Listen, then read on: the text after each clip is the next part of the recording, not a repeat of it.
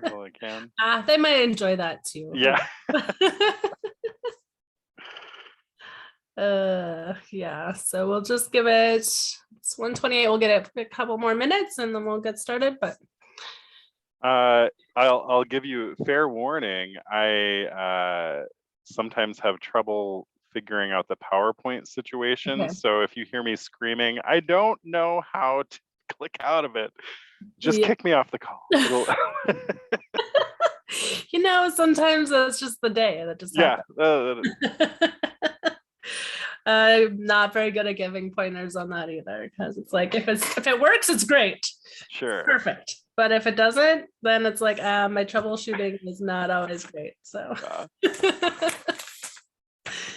oh well, the world of technology, right? Mm-hmm. It's wonderful until it's not. Yeah, and then when it's not, it's really frustrating. Oh yes. So we just have JP and Pam. Yeah.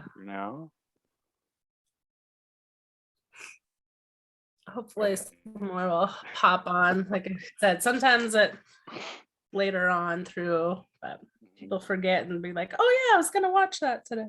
Oh, yeah, got stuff to learn today. Yes.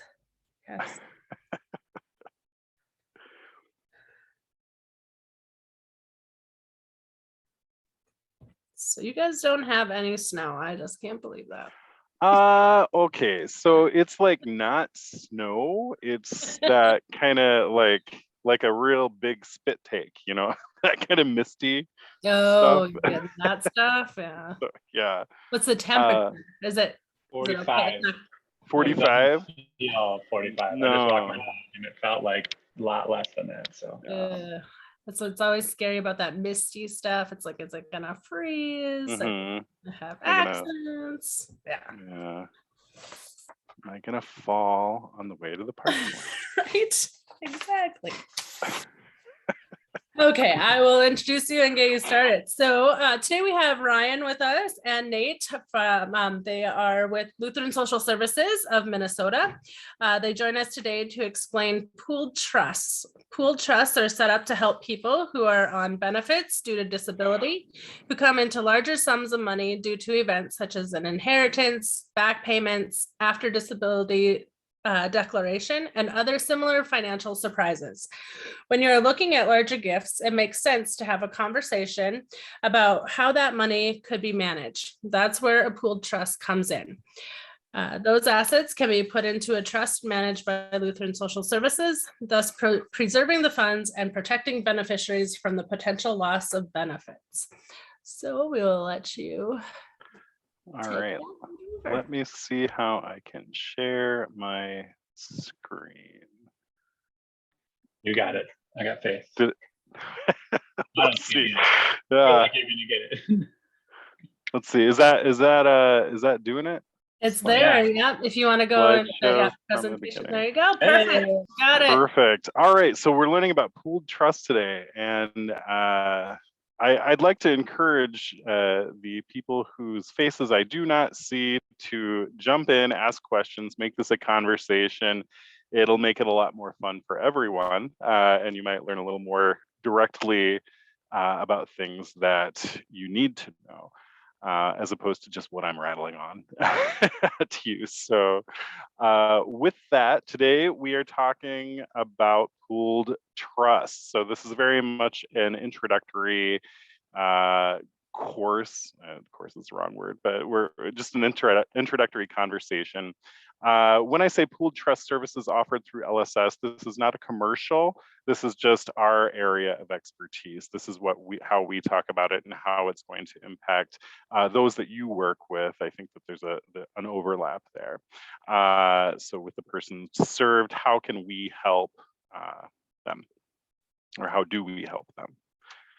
So high level, what is a trust? So a trust is a fiduciary relationship in which one party, known as a truster, gives another party, the trustee, the right to hold title to property or assets for the benefit of a third party who is the beneficiary. Trusts are established to provide legal protection for the truster's assets, to make sure those assets are distributed according to the wishes of the truster, and to save time, reduce paperwork, and in some cases, avoid or reduce inheritance or estate taxes. And again, that's just high level. That doesn't necessarily apply to this situation. So trusts are created by settlers who's an individual along with their lawyer who decide how to transfer parts or all of their assets to trustees. And we'll get into some vocab in a minute. These trustees hold on to the assets for the beneficiaries of the trust.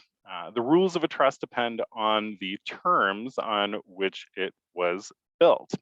A trust can be used to determine how a person's money should be managed and distributed while that person is alive or after their death. They can protect assets from creditors. It can dictate the terms of an inheritance for beneficiaries. The disadvantages of trusts are that they require time and money to create, less so in our case, and they cannot be easily revoked. And for our case, they are all irrevocable. Yeah, so little vocab here. So trustor, grantor, that's the person who is setting up the trust. They have the money that's going into the pot. The trustee is the person managing the trust. They are in control of that pot of money. And the beneficiary is the recipient of that trust. So they have an account that's attached onto that pot that they draw from based on what they have put into it. So why set up a trust? So again, it provides legal protection for a truster's assets. It also assures that assets are distributed according to the wishes of the truster. And in this case, it's making sure that legal guidelines are met in order to avoid the loss of benefits. So I will say that for us, the primary reason that we do this is to make sure that when people who are kind of in a disadvantage anyway, who have an asset limit of $2,000 or $3,000, that when they come into these moments that we all look forward to, an inheritance or a settlement, looking forward to is the wrong term, but an inheritance or a settlement or just a back payment, if they've gotten onto disability and they receive $25,000, $30,000, that they don't have to just burn that money away. They can hang on to it. They can put it into some, or save it somewhere and kind of put the icing on the cake in life as they go through. They do not, it is not necessary to spend down. I'll never forget, I was working for many years in housing and homelessness, and someone got a client of mine got a pretty substantial back payment. And she was in temporary housing, and all of that back payment because she was told you have to spend this down. I walked into her place, and this is temporary housing, but she had a TV the size of a wall. She had the brand new car. She had everything zooped up, back massager in the bathtub, because someone said, nope, sorry, you just got to spend this money. And this is temporary housing. So a year later, all of that, those purchases, everything gone. That moment was just a flash in the pan. So applied to this situation, if she could still be hanging on to that money, it could have served for a vacation. Or if she wanted or needed something more substantial than the benefits that she is receiving, she could have supplemented those benefits. So we'll talk more about that in a second. This is an opportunity to hang on to those assets and not just fire them away. So back into some vocabulary, there are several types of trusts. So there's a living or a testamentary. So living is a written document in which an individual's assets are provided as a trust for the individual's use and benefit during their lifetime.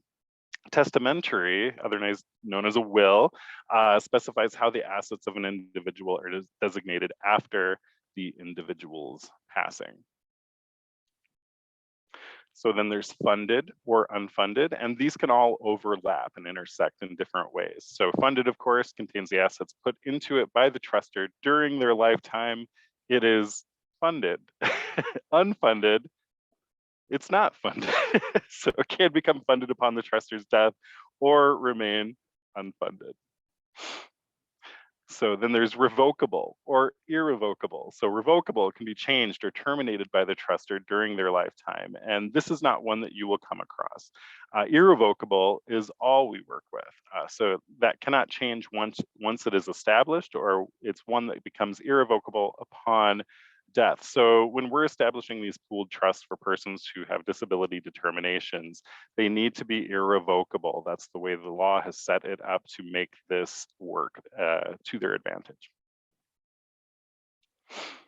So where's this pool we hear so much about? Well, the pool refers to the pool of money. So anyone who wants to sign up for the pooled trust is just dumping it into the pot. We're pooling those resources. Now, does that mean that one person can spend everything from that pot of money? No, because you have your specific account attached to that. You can draw from your account using these resources. Pooling, so in a lot of cases, or most cases, trusts are used as investment tools, right? We're not doing that. We're in the business to help people maintain their benefits. Any investment is extremely conservative and used to cover the costs that are used to keep this running. So pooled trust. So for us, a pooled trust is a financial investment tool containing the assets of individuals with disabilities, specifically persons with disabilities. With a pooled trust, the assets of an individual with disabilities are preserved to enhance their quality of life and protect their eligibility for public benefits. So that is your elevator chat. If you take nothing else from this experience, remember this one. Just go to this slide. So pooled trusts are specifically, again, for persons living with a disability. You have to have that disability determination. It needs to be from Social Security or a SMRT process. That is how you are made eligible for this program. It's set up not as an investment, but as a shield. Again, we are not churning out profits for those who are who have a pooled trust account with us, or yes, with us. We are doing it to protect benefits. It's irrevocable once established. It's intended to augment government benefits, not replace. And a little more on that, the example that I give is benefits are going to pay for a wheelchair. So if someone has a wheelchair and they need a new one, benefits will cover that. But they will not cover a wheelchair with that stands up, that has the flames on the side, that has the glitter wheels, whatever.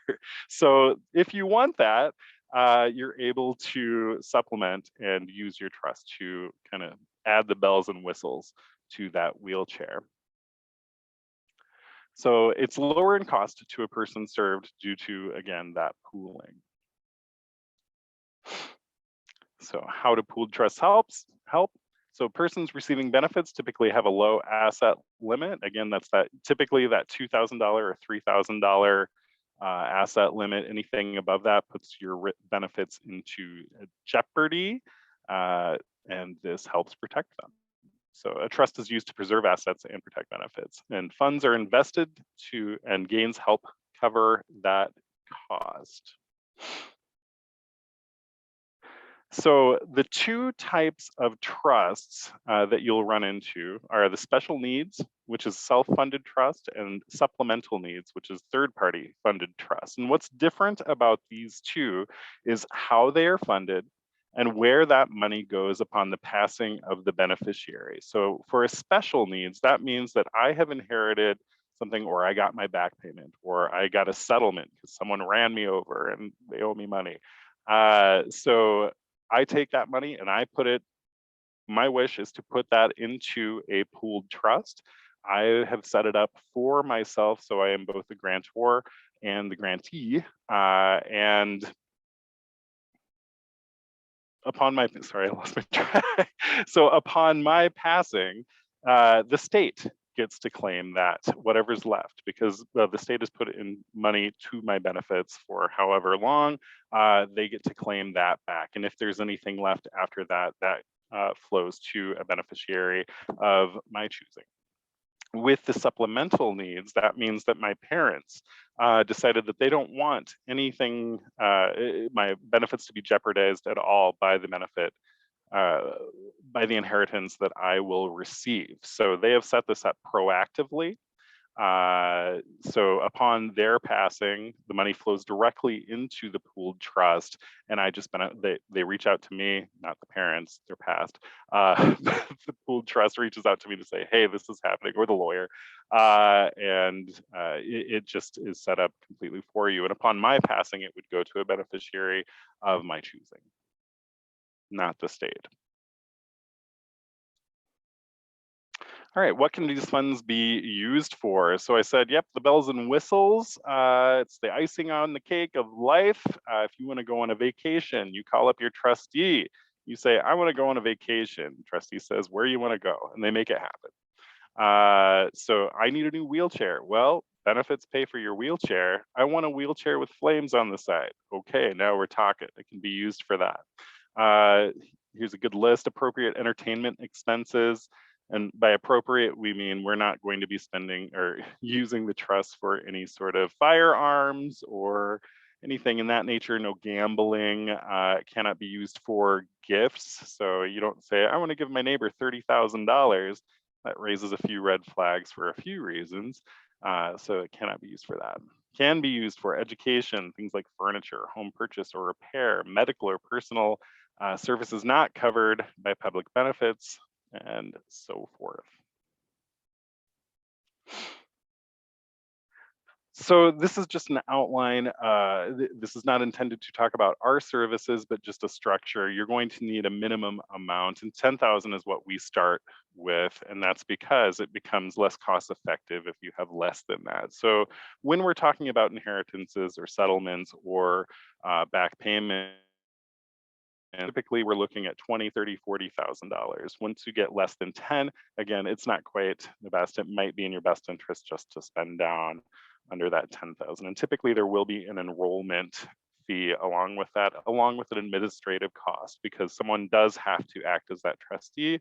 And our trustees are the most kind-hearted people on the planet, but they do not do it for free. So they gotta get paid. So what kind of documentation is needed? You know, this is the stuff that you run into every day in your work. We need an authorization to be able to talk to people and banks. You can't just walk in and say, hey, John Doe needs this, and the bank says, yeah, okay. No, we need verification that it's okay that we're talking. We need the funds for the deposit, things like a W-9. That's not for tax purposes, that's for identification purposes. So we know that someone is who they say they are. There is a joinder agreement to sign. Again, the pooled trust is already set up. The joinder agreement is what latches you on to that. Of course, there's an intake. So all these documents that you probably regularly run into is what you would need to get things moving for this. The process can be relatively quick. This is our process. It is not a universal process, but of course it follows the stream that you would be very familiar with. Someone calls, says, this is my situation. We say, okay, here's the service. And you say, okay, I'd rather, or I want to go with this, or I don't want to go with this. And then there's onboarding, making sure the documentation is there, signing you up, and then getting you in. So very, very streamlined and familiar. So this is where we get to the interactive part, although I don't know that we have anyone to interact with us at this point. Do we have any? I can pretend to be different people if you want. We'd like.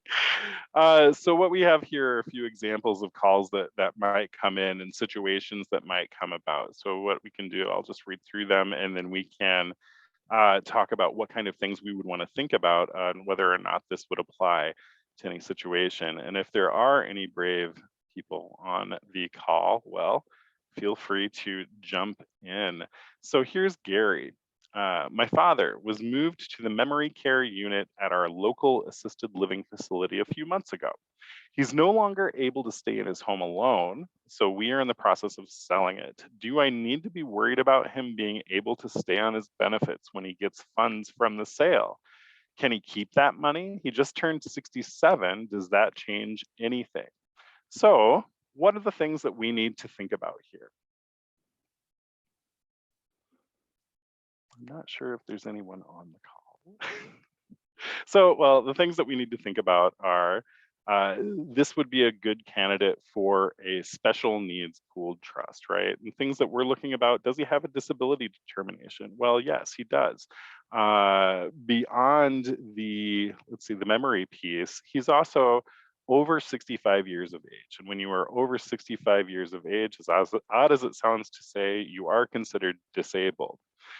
So you would qualify for this service. Something that changes when you turn 65 is that you would have to work with an attorney to make sure that all the paperwork is lined up, and the attorney will help you figure out how you are going to spend the money throughout the remainder of your life. That is not something that we step into. Nate, would you like to speak a little more toward that? It's called the Foser case that got us. Yeah, there was a case in Minnesota that recently passed, and similar cases have been happening across the nation. But it basically, in the pre this determination, trusts would have to be open before they were 65. And now, as long as we can show fair market value, so that we can show that Gary, in this case, is going to receive items from the trust equivalent to what he puts into it, there's not a penalty imposed. So that's where an attorney kind of works with it. And the reason we really have an attorney right now is it's still a new law and there are challenges happening occasionally. So we just like to have an attorney. We are not attorneys, but we work closely with them. So they'll challenge it, and then we'll kind of explain. Some counties haven't got the notice and those kind of things. So that should still ring true in North Dakota, but I would have to verify for sure. But I know we do have some trust in North Dakota. I don't know if the 65 plus has been there, but I think there's 30 different states across the nation that have kind of adopted this. And since Social Security is kind of region based, North Dakota would be one of those areas. So yeah. Great. So if they're on medical assistance, though, does that work too? Like works for that too. So they can keep that medical assistance and correct, put that money into a pool. Okay. Correct. Yep. Good question. Just making sure. I was like, oh. Yeah. So, like, yeah. That's the kind of interaction we need. Since you're not a private, or since you are private and people do pay, my next question is it something on a monthly basis? Is it or is it based on how much a person has to spend? Or is it every time that your